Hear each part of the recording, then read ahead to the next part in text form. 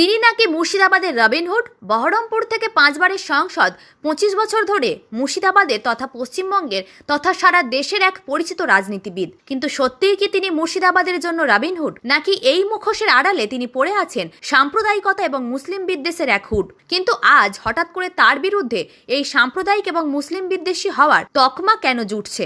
ঘটনার শুরু 2009 সালে। অধীর চৌধুরীর সাথে সাথে মান্নান হোসেন তখন মুর্শিদাবাদের একচ্ছত্র কংগ্রেস নেতা। এর আগে বাম আমলে হওয়া কাটরা মসজিদ দাঙ্গা থেকে তিনি দাঙ্গা পীড়িতদের রক্ষা করেছেন, বহু মানুষের পাশে দাঁড়িয়েছেন, লাঞ্ছিত, অবহেলিত, বঞ্চিত, নিপীড়িত, নির্যাতিত মানুষের আওয়াজ ছিলেন এই মান্নান হোসেন। হঠাৎ 2009 সালে সেই মানুষের নেতা মান্নান হোসেনকে হারাতে ইন্ডিপেন্ডেন্ট ক্যান্ডিডেট দিলেন বা নির্দল ক্যান্ডিডেট দিলেন বর্তমানে বহরমপুরের সাংসদ অধীর চৌধুরী। যাতে মান্নান হোসেন পরাজিত হন সেই চেষ্টায় কোনো খামতি রাখেননি মুর্শিদাবাদের রবিনহুড। শোনা যায় কাটরা মসজিদ দাঙ্গা পীড়িতদের আশ্রয় দেওয়ার জন্য এবং